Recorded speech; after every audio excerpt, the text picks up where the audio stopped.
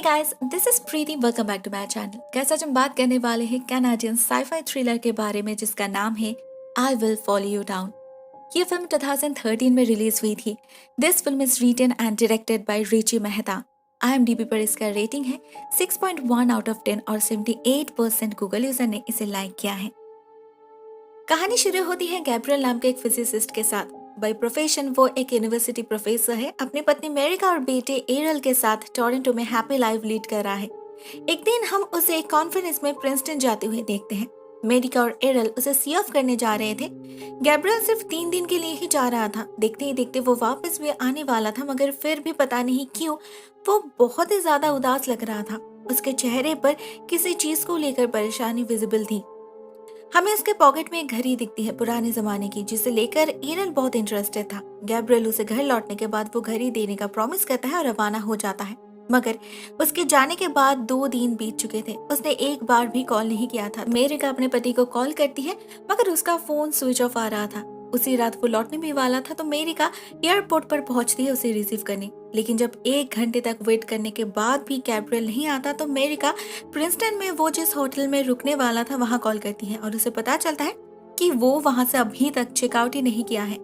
मेरिका उन्हें उसके रूम में चेक करने के लिए कहती है, जिससे उसे पता चलता है कि उस कमरे में गैब्रियल का सारा सामान मौजूद है, मगर वो खुद जैसे गायब हो चुका था और उसका फोन भी नहीं लग रहा था। इस कॉन्फ्रेंस के बाद गैब्रियल अपने ससुर सैल के साथ मिलने वाला था। सैल भी एक प्रोफेसर है तो वो दोनों काम के सिलसिले में कुछ बात करने वाले थे। तो मेरिका अपने पिता को कॉल करती है, मगर सैल कहता है गैब्रियल उससे मिलने तो आया था, उसने उसे कैंपस वाले वर्क स्पेस में भी ले गया, मगर उसके बाद वहाँ गैब्रियल अकेले में कुछ काम करना चाहता था, इसीलिए सैल उसे छोड़कर वापस आ गया। आज वो दोनों लंच पर मिलने वाले थे, मगर गैब्रियल तो आया ही नहीं। बाप बेटी दोनों को ही लग रहा था कि कुछ तो गड़बड़ है। मेरिका बहुत टेंशन में आ गई थी। कॉन्स्टेंटली पुलिस को फोर्स कर रही थी, मगर पुलिस कोई भी मदद नहीं कर पाई। तो सैल खुद ही इन्वेस्टिगेट करने का डिसाइड करता है। वो गैब्रियल के होटल रूम में जा पहुंचता है, उसके सारे पेपर्स, डॉक्यूमेंट्स, लैपटॉप को सर्च करता है और उसे पता चलता है गैब्रियल किसी प्रोजेक्ट पर काम कर रहा था। शायद उस वर्क स्पेस की प्राइवेसी उसे इसीलिए चाहिए थी। मेरिका टोरंटो में बैठे बैठे इससे ज्यादा और कुछ पता नहीं कर पा रही थी, तो वो प्रिंसटन जाने की डिसाइड करती है। एरल को वो इस सब से दूर रखना चाहती थी, तो वो उसे अपनी दोस्त के घर छोड़ जाती है। उसी दोस्त की बेटी थी ग्रेस, एरल की बेस्ट फ्रेंड, तो उसे तो कुछ प्रॉब्लम नहीं हुई। उधर मेरिका प्रिंसटन जाके अपने पिता के साथ हर एक पॉसिबल जगह पर जाके गैब्रियल के बारे में पूछताछ करती है। कैंपस में, आसपास के जगह पर, इवन उस कैफे में भी जहां कोर्टशिप के दौरान गैब्रियल और मेरिका अक्सर जाया करते थे, मगर किसी ने भी उसे नहीं देखा था। फाइनली सैल अपने बेटी को उस वर्क स्पेस में भी ले जाता है जहां पर गैब्रियल काम कर रहा था। वहां बहुत सारी चीजें बिखरे पड़े थे और कुछ बॉक्सेस भी जो उसने अपने साथ लेकर आया था। उन बॉक्सेस में एक पर एल्बर्ट आइंस्टाइन का नाम लिखा था और एड्रेस भी। उधर मेरिका को ड्रॉयर में से गैब्रियल का फोन और वॉलेट मिलता है। इसके बिना वो तो कहीं नहीं जा सकता, मगर एक जीता जागता इंसान ऐसे कैसे गायब हो सकता है। देखते देखते 12 साल बीत चुके थे, मगर इस सवाल का जवाब उन्हें तभी भी नहीं मिला था। हम देखते हैं एरल अभी 21 साल का कॉलेज स्टूडेंट है और उसकी चाइल्डहुड स्वीटहार्ट ग्रेस अभी उसकी गर्लफ्रेंड बन चुकी है। वो लोग एक साथ काफी खुश है, मगर उसकी माँ मेरिका बिल्कुल टूट चुकी है। गैब्रियल के जाने के बाद वो भी एक प्रोफेसर बन चुकी है, मगर उस ट्रॉमा से आज तक वो बाहर नहीं आ पाई। सिर्फ जिंदा रहने के लिए जी रही है, नाम के वास्ते। डिप्रेशन की वजह से उसे डॉक्टर के पास भी जाना पड़ता है, नींद की दवाई लेनी पड़ती है, मगर पिछले कुछ दिनों से उसने वो भी बंद कर दिया है क्योंकि ये दवाई उसके इमोशंस, फीलिंग्स पर असर कर रही है। असल में गैब्रियल का अचानक गायब हो जाना उन दोनों के लाइफ को ही डिस्ट्रॉय कर चुका था, मगर ये बात वो दोनों एक दूसरे से छुपाने की कोशिश कर रहे थे। दोनों ही अपने अपने तरीके से इससे कोप अप करने की कोशिश कर रहे थे।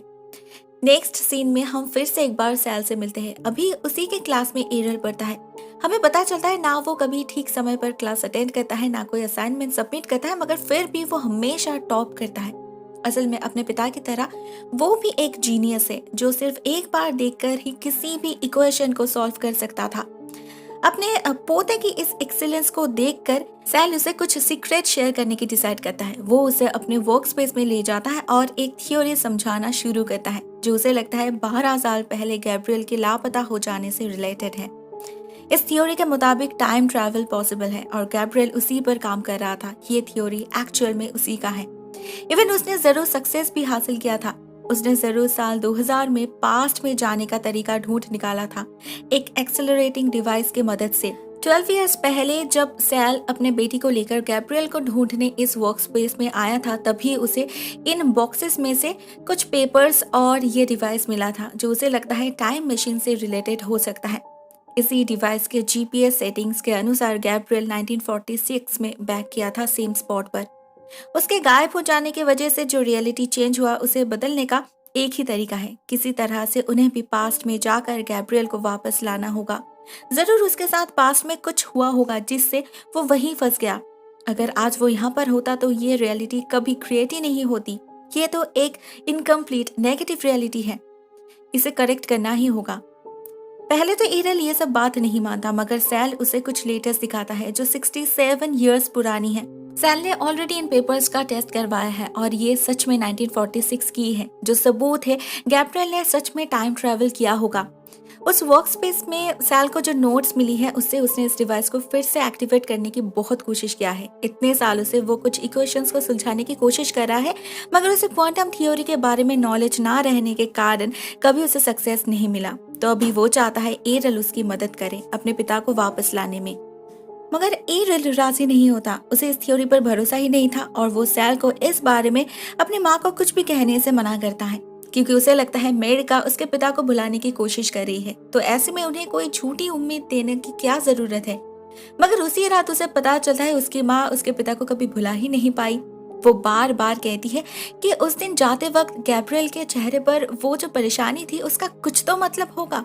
क्या वो किसी और के लिए उसे छोड़ गया? क्या वो किसी और से प्यार करता था?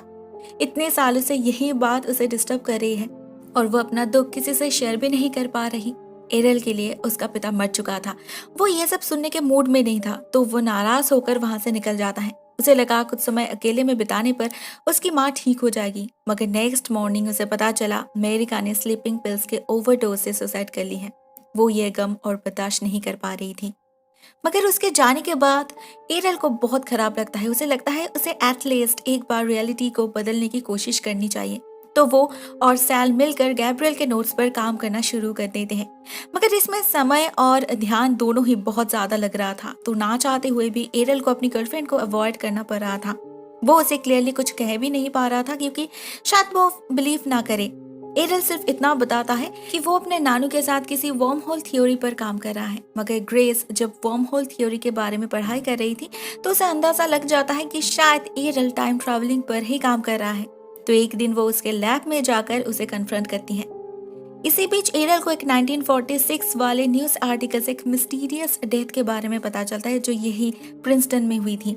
जब वो उस पिक्चर को ध्यान से देखता है तो उसे उस लाश के साथ एक घड़ी दिखती है जो बिल्कुल गैब्रियल के पास जो घड़ी थी उसकी तरह ही दिख रही थी, और वहाँ जो डिस्क्रिप्शन दिया गया था वो भी मैच कर रहा था, और ये मौत लुटेरों के वजह से हुई थी। एरल बिल्कुल श्योर हो चुका था कि यही गैब्रियल है। वो मर चुका था, इसीलिए नहीं लौट पाया, मगर उसे वापस लाया जा सकता है। तो वो और जोर शोर से टाइम मशीन को बनाने में लग जाता है, और जब ग्रेस उससे पूछती है तो उसे भी वो सब कुछ बिल्कुल क्लियरली कह देता है। ग्रेस इस बात से बिल्कुल भी खुश नहीं थी क्योंकि वो इसी रियलिटी से खुश थी। वो एरल को गंवाना नहीं चाहती थी, ऊपर से वो प्रेग्नेंट भी है। तो अगर इस समय एरल पास्ट में जाकर गैब्रियल को वापस लाए तो रियलिटी चेंज हो जाएगी। क्या उस रियलिटी में एरल उससे इतना प्यार करेगा? उसे डर था एरल उनके इस रिलेशनशिप को भुला देगा, क्योंकि उनकी रिलेशनशिप उसी वक्त स्टार्ट हुई थी जब मेरिका एरल को ग्रेस के घर छोड़कर गैब्रियल को ढूंढने प्रिंसटन आई थी। अगर गैब्रियल कभी गायब भी नहीं होगा तो फिर एरल उनके घर रहने आएगा ही क्यों? बात तो कुछ हद तक सही है। एरल खुद भी कन्फ्लिक्ट में पड़ चुका था। ग्रेस एरल को एक चॉइस देती है, इधर वो पास्ट को रिक्रिएट करे या फिर ग्रेस और अपने बेबी के साथ फ्यूचर को जिए, क्योंकि अगर रियलिटी चेंज हो जाएगा तो ना उनका प्यार रहेगा ना ये बच्चा। फाइनली एरल उसी को चूज करता है। जो हो चुका सो हो चुका, वो इस बच्चे को खोना नहीं चाहता, तो वो उस थ्योरी को भुलाकर अपने फ्यूचर को संवारने लग जाता है। सैल फिर से अकेला पड़ चुका था। उसके लिए अकेले इस थ्योरी को कंप्लीट करना पॉसिबल नहीं था, तो वो बहुत ही ज्यादा फ्रस्ट्रेटेड रहने लगता है। मगर एक दिन अचानक से ग्रेस का मिसकैरेज हो जाता है। एरल फिर से एक बार फ्री हो चुका था। उसे लगने लगता है कि ये शायद कोई इशारा है कि ये रियलिटी गलत है। उसे इसे चेंज करना ही पड़ेगा। तो वो फिर से एक बार उस लैब में लौट जाता है इक्वेशन को पूरा करने, मगर इसे सॉल्व करना उसके लिए भी बहुत मुश्किल हो रहा था। वो समझ ही नहीं पा रहा था, उसने हर एक फैक्टर तो ठीक ही लिखा है, तो फिर जिस जगह पर वो लैंड करना चाहता है एग्जैक्टली वो जगह उसे क्यों नहीं मिल रहा।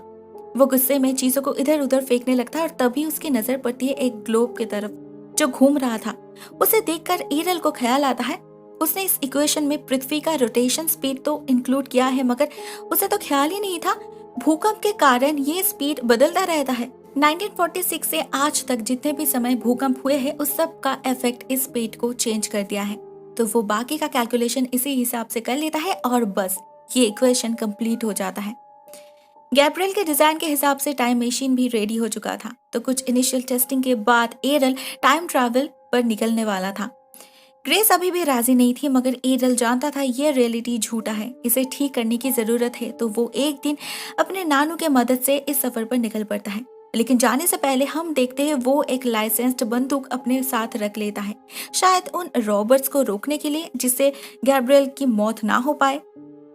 कहानी फिर से एक बार उसी दिन से स्टार्ट होती है जब गैब्रियल प्रिंसटन के लिए रवाना हो रहा था। हम उसके चेहरे पर परेशानी क्लियरली देख पाते हैं, क्योंकि उसे पता था वो टाइम ट्रैवल करने वाला है। उसे अपनी थ्योरी और क्रिएशन दोनों पर ही भरोसा था, मगर इसके सेफ्टी मेजरमेंट्स प्रिकॉशंस को लेकर वो थोड़ा सा परेशान था। और इन्हीं चीजों के बारे में बात करने वो सर अल्बर्ट आइंस्टाइन से मिलने जा रहा था 1946 में।